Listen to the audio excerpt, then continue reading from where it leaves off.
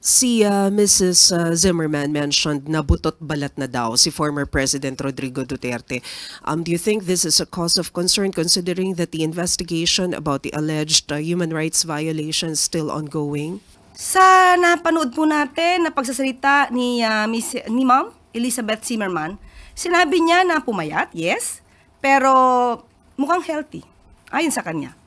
At he's okay. Ang sabi pa nga daw ng dating Pangulo ay, you go home. I'm fine. I'm okay. At hindi na daw siya nag-take ng medicine, parang maintenance. So, it's good for him. At yun din naman ang ibinalita ni VP Sara ng Vice Presidente kanina yatang umaga. Saka mas maganda po talaga na natitignan naman po ang kanyang kalusugan doon mismo sa dahig. Hindi naman po pababayaan ang Pangulo, ang dating Pangulo doon. So you don't see this as a cause of concern given the situation? Sa ngayon po, dahil mismo ang pamilya niya nagsabi na okay po ang Pangulo, ang kailangan na lang po siguro niya ay exercise.